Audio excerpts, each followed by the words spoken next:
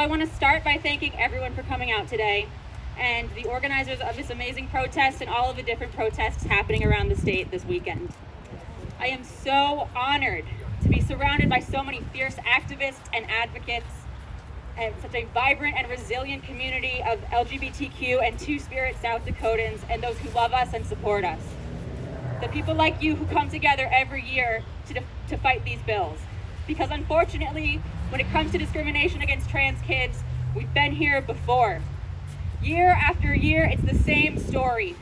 Issues that matter most to South Dakotans get ignored, as some lawmakers continue to attack the LGBTQ and Two-Spirit community. Since 2014, there's been more than 30, that's right, more than 30 discriminatory bills introduced in the South Dakota legislature, disrespecting, dehumanizing, and violating the civil rights and liberties of our transgender friends and neighbors. So we aren't surprised that these same lawmakers are again trying to limit the ways trans youth can participate in society. Everything from using the restroom to playing on sports teams is on the line this year. And this year, Governor Kristi Noem is in on it too. Senate Bill 46, the anti-trans sports bill introduced on her behalf, was passed out of committee on Friday, and senators will vote on it as early as next Tuesday. And another anti-trans sports bill, House Bill 1006, is still on the horizon. Like Noem, those trying to ban trans students from playing on sports teams that affirm their gender identity often centered the debate on the idea that somehow trans girls have an inherent advantage, that somehow depriving trans girls of access to the same activities and opportunities that are available to their cisgender peers will make women's sports more fair. But we know that this bill wouldn't level the playing field. It would only put hurdles in front of some students simply because they are different. If these lawmakers truly wanted to protect fairness in women's sports, they would tackle the actual threats to women's sports. Such as severe underfunding, lack of media coverage, pay equity for coaches, and sexist ideologies that suggest that women and girls are weak and can't compete. The very same sexist ideologies that they rely on to argue in favor of these bills. Excluding trans youth from participating violates both the United States Constitution and Title IX of the Civil Rights Act, which protects all students, including those who are transgender, from discrimination based on sex. Violating the Constitution? Now that is unfair. But let's get real. Bills like this aren't motivated by fairness concerns. They're motivated by ignorance, misinformation, and fear.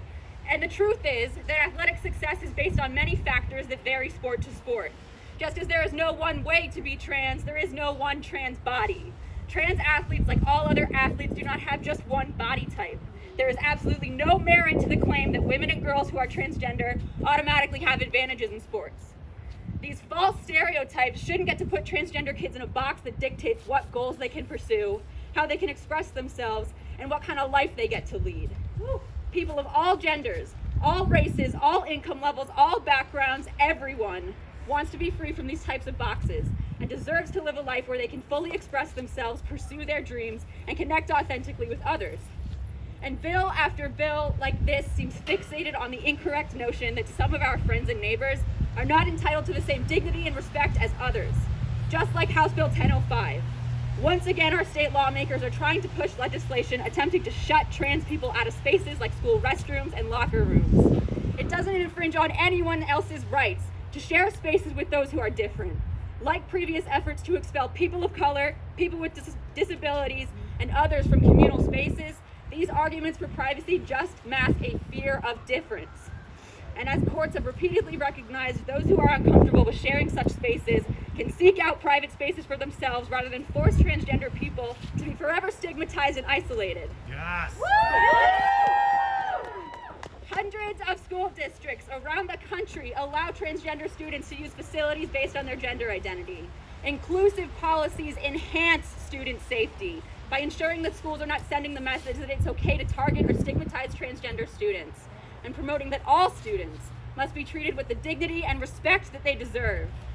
Trans students' humanity, dignity, and ability to be full members of their school community should never be up for debate like this. The fight for trans rights is not about special rights, it's about fundamental rights. It's about fairness and equality equality for all. And eroding the fundamental rights of transgender people is dangerous for every one of us. When the government has the power to deny legal rights to one group, all Americans' rights are severely threatened. The ACLU of South Dakota will never stop fighting for transgender rights. But we need your help to keep showing broad support for trans rights and demonstrate our fierce opposition to discrimination like this. Right now, we need to send a message loud and clear to our lawmakers that it's time to respect trans rights. It's time to respect trans youth.